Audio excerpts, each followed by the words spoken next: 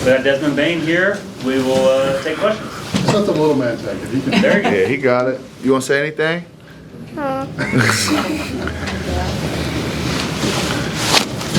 Desmond, I guess just to start off, talk about what it means to have your jersey retired by your university.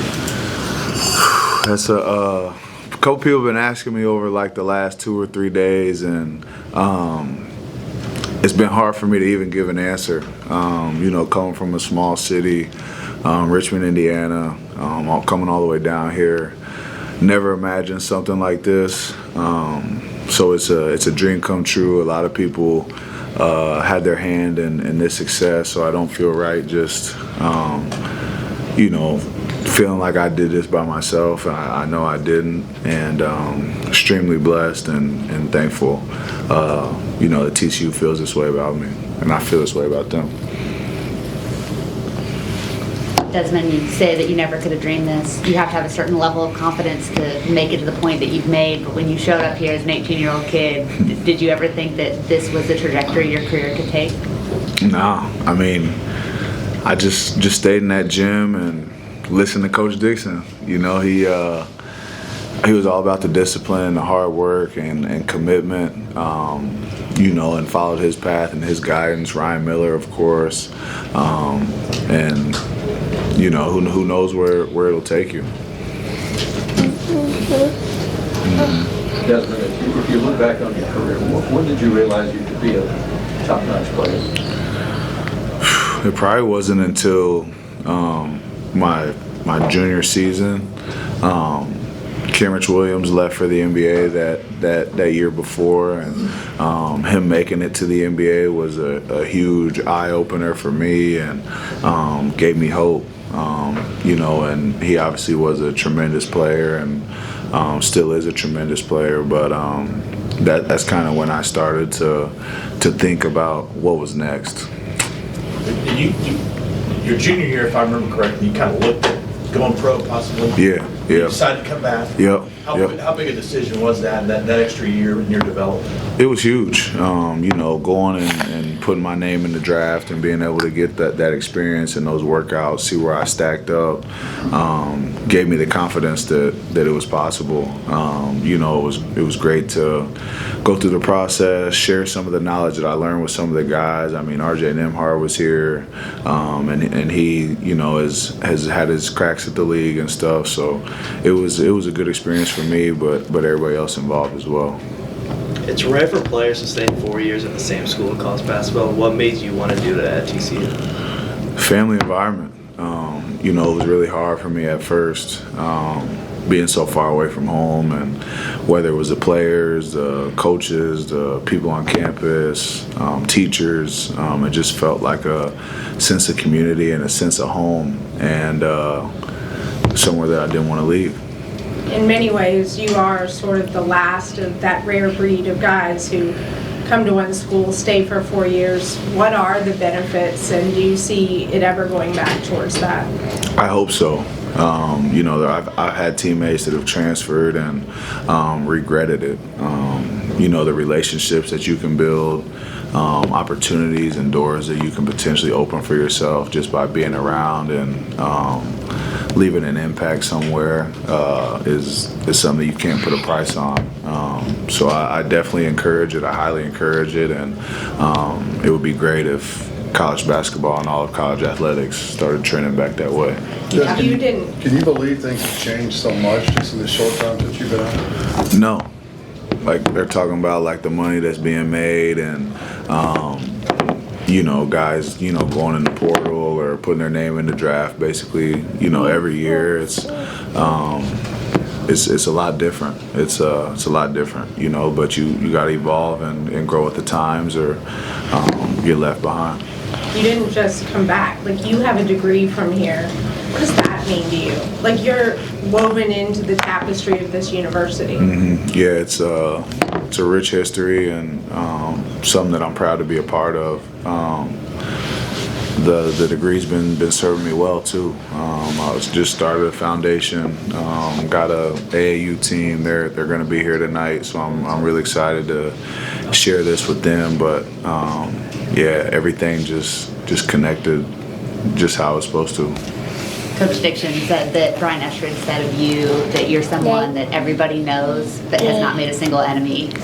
Your character, the way you carried yourself, where does that come from, and why is that so important to you? That's from my grandma, my grandpa.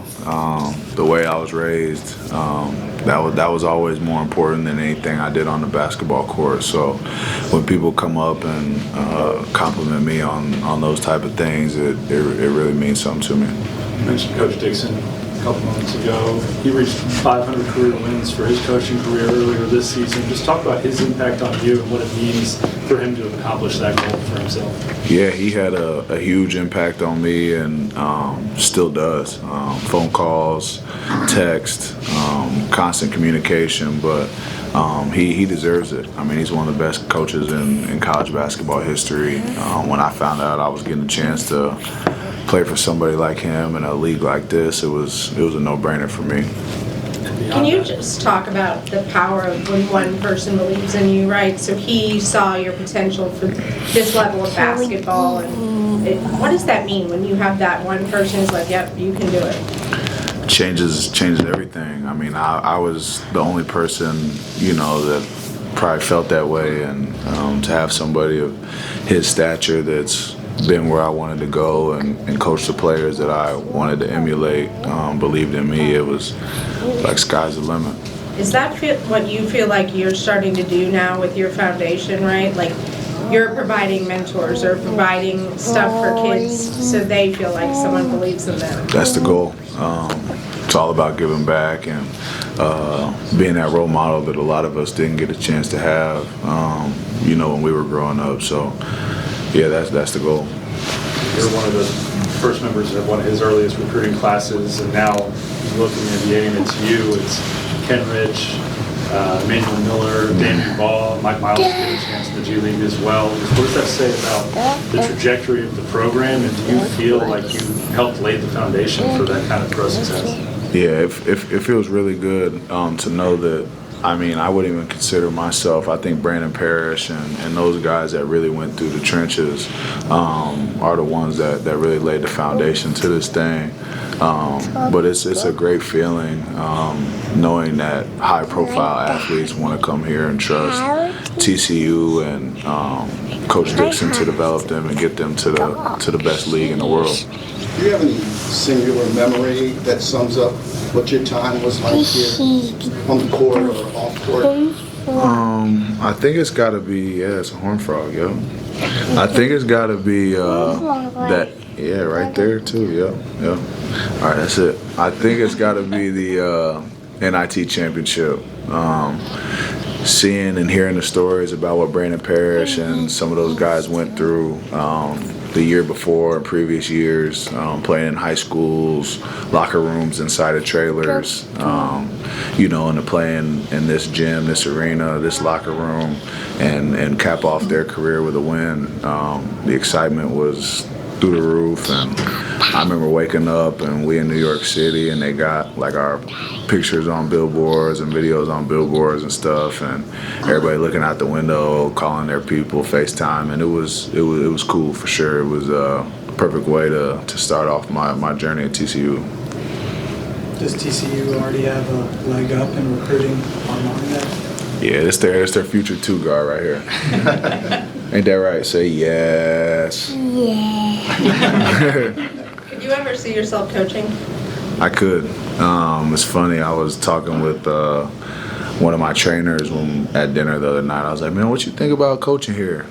And he's like, what you talking about? I'm like, coaching at TCU. And he's like, that would be dope. And my boy Billy, he was a graduate assistant here, got a little bit of experience. So I'm building my staff behind closed doors. Long way away though, right? Yeah, Dixon still got a lot of time, but whenever he's ready to give it up, I'll be calling my good friend over here. You were an education major at TCU, graduated with that degree. What made you want to study that when you arrived on campus? Daddy almost died.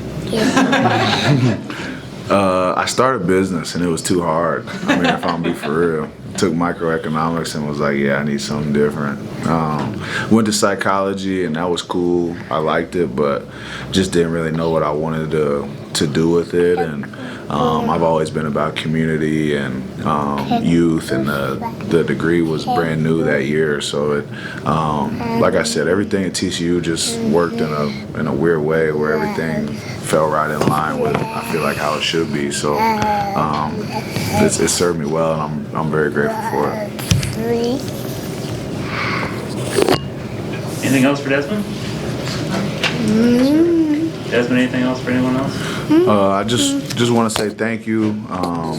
You know, I know obviously Donati's gone and can't be here, but all the work he had in this, along with our new athletic director, Coach Dixon, Chancellor Boschini, the basketball program, Department of Education, everybody that helped along the way. Really thankful for all you guys poured into me and for honoring me on this special night.